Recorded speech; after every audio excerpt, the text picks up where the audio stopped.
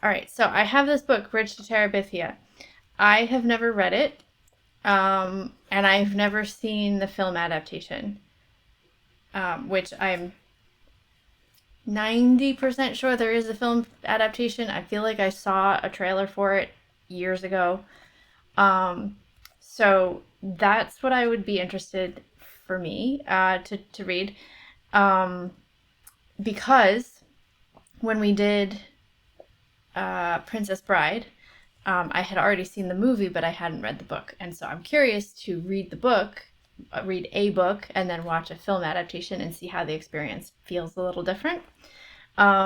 Which I'm sure I've done before, but I think now I'm going to be more aware of that process and aware of like how that feels when reading. Hey there. Hi, Jen. How are you? Bridge to Terabithia by Katherine Paterson.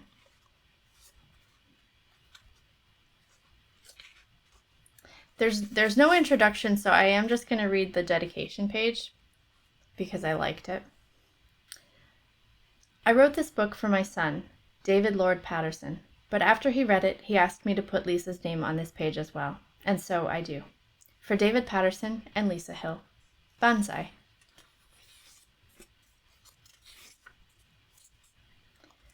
Chapter 1. Jesse Oliver Aarons, Jr. Ba-boom, ba-boom, ba-boom. Baripity, baripity, baripity, baripity. Good. His dad had the pickup going. Oh, that's supposed to be a pickup sound? I can't do car sounds. Ba-room. I don't know. Something like that. Ba-room, ba-room. Baripity, baripity, baripity, baripity. Good. His dad had the pickup going. He could get up now. Jess slid out of bed and into his overalls. He didn't worry about a shirt because once he began running, he would be hot as popping grease even if the morning air was chill, or shoes because the bottoms of his feet were by now as tough as his worn-out sneakers. Where are you going, Jess? Maybelle lifted herself up sleepily from the double bed where she and Joyce Ann slept. Shh, he warned. The walls were thin. Mama would be mad as flies in a fruit jar if they woke her up this time of day. He patted Maybelle's hair and yanked the twisted sheet up to her small chin.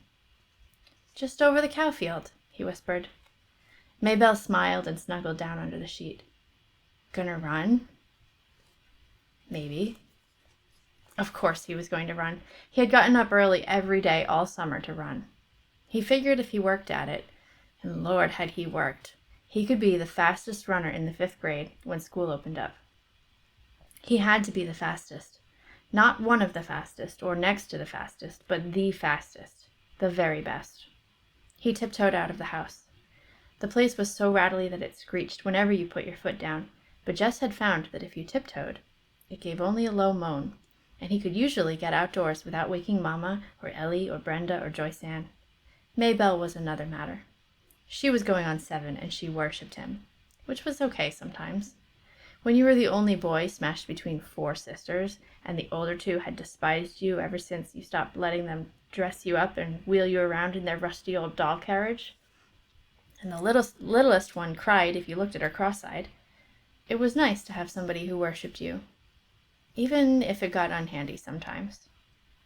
He began to trot across the yard. His breath was coming out in little puffs, cold for August, but it was early yet. By noontime, when his mom would have him out working, it would be hot enough. Miss Bessie stared at him sleepily as he climbed across the scrap heap, over the fence, and into the cow field. "Moo," she said, looking for all the world like another Maybelle with her big, brown, droopy eyes. "Hey, Miss Bessie," Jess said soothingly. "Just go on back to sleep." Miss Bessie strolled over to a greenish patch, most of the field was brown and dry, and yanked up a mouthful. "That's a girl. Just eat your breakfast. Don't pay me no mind." He always started at the northwest corner of the field, crouched over like the runners he had seen on Wide World of Sports. "Bang," he said, and took off flying around the cow field.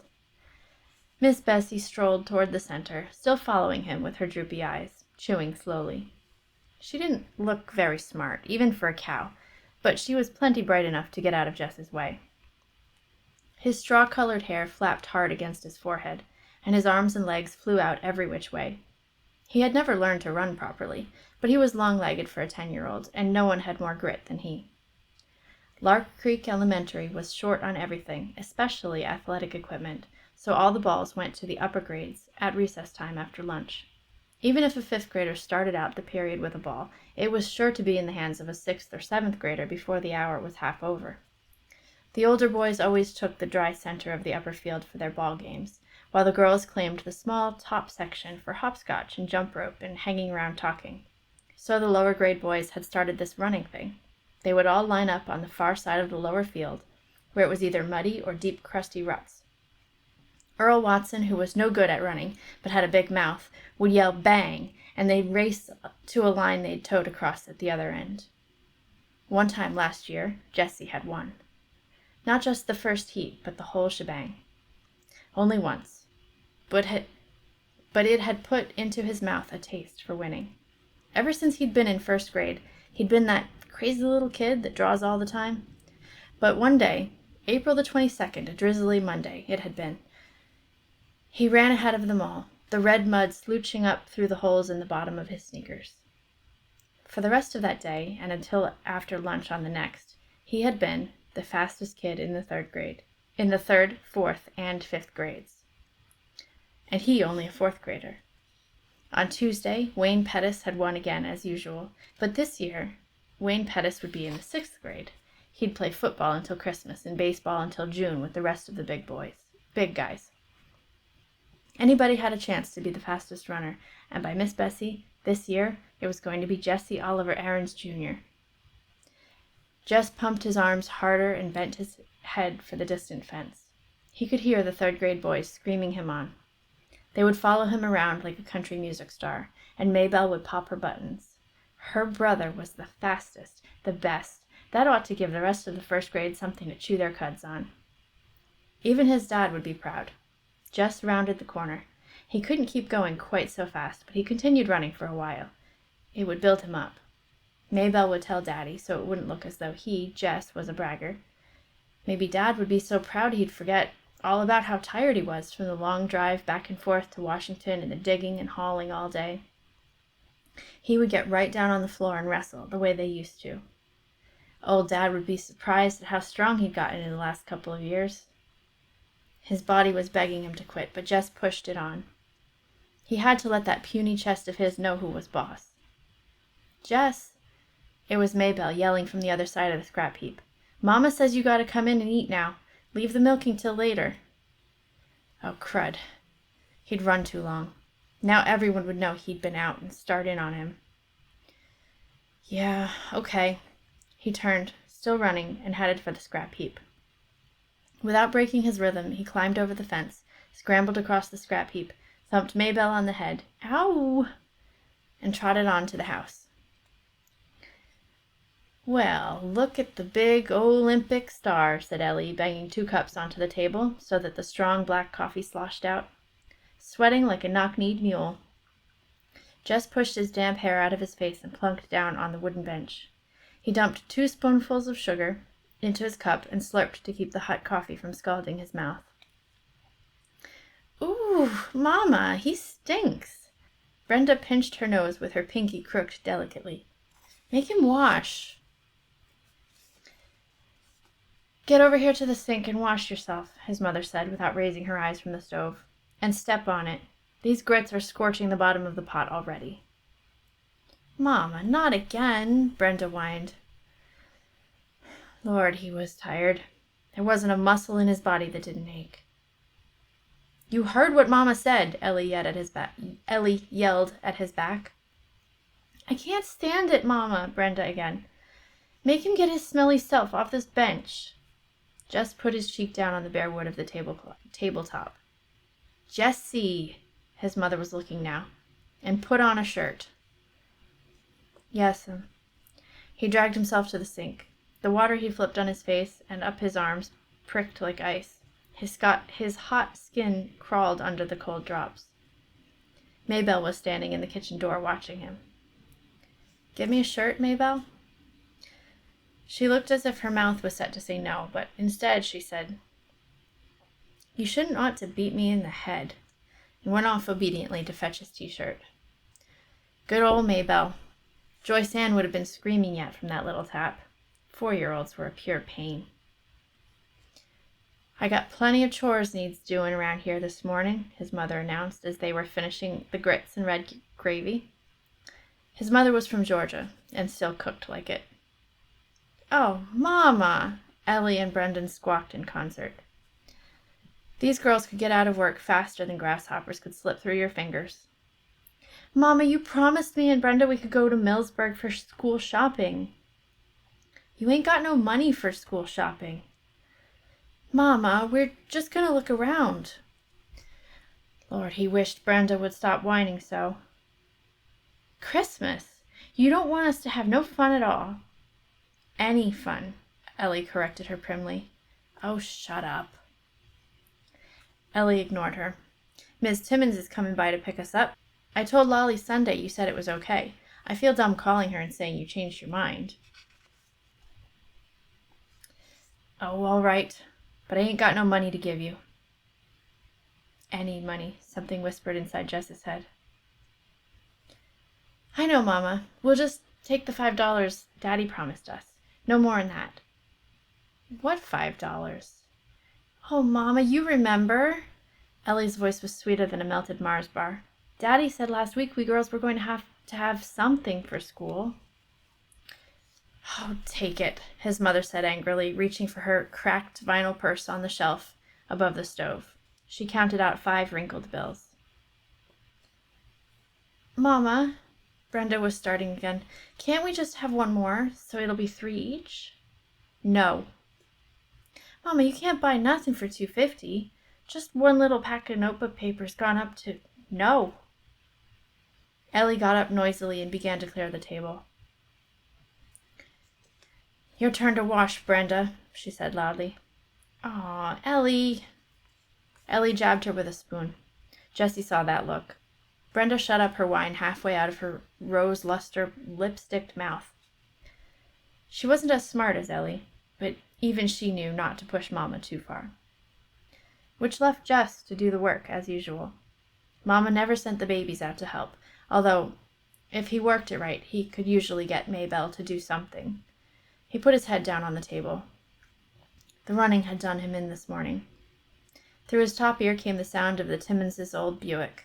"Wants oil," his dad would say, and the happy buzz of voices outside the screen door as Ellie and Brenda squashed in among the 7 Timmonses.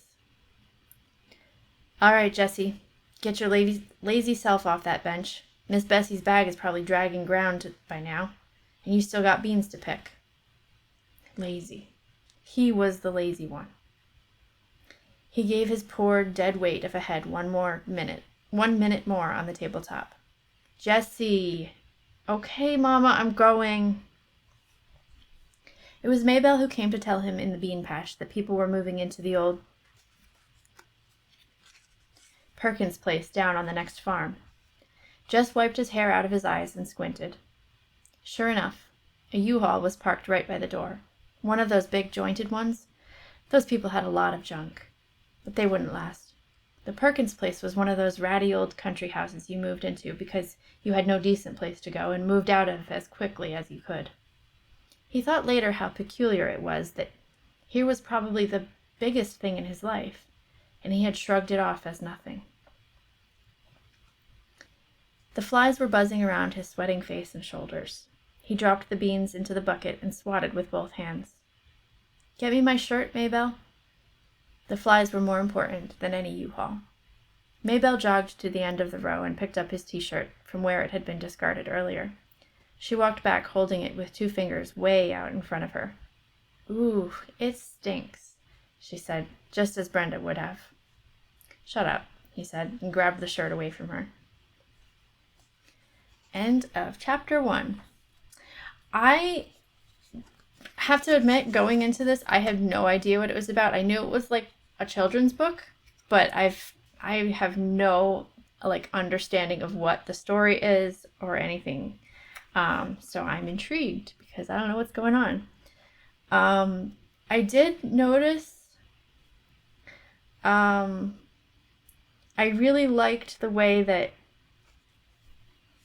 like the world building just happens without really being like describing the property or describing the field that he's running through. It's sort of it kind of just comes into like each little piece of the world happens in like little tidbits, little sentences, where he says something about the red mud or something like that. And so you have this picture of, okay, there's you like what does the dirt look like and what kind of plants would grow from that, and you kind of, it lets your imagination just sort of fill things in. He said something about the mud squishing up through the holes in his shoes, so you know that there's that the family doesn't have that much money. So even before you get to the part where they're talking about the money, you've kind of got that feeling of it already. So I really like that there's not really a whole lot of description. It's really just like, this is what's happening, and the world is complete, and you're existing in it right away. I really like that. Like, I mean, there is something that's really cool about like just describing something in great detail. I love that. Especially when writing it, I like that part where I'm just like, okay, this is how it looks in my head, and I'm going to put it out on paper, and this is how it's going to, the whole description. But it is really cool to have it just sort of exist, and you just sort of plunk the reader down right in the middle of everything. So I like that. It's going to be interesting because he's got a mother and 4 sisters, so all female voices. And I'm sure that they're all going to start to sound the same eventually, or already. Hi there. Thanks for joining our book club. If you'd like to join the conversation, I would love it if you would leave us a comment. And if you'd like to see more, check out the playlist.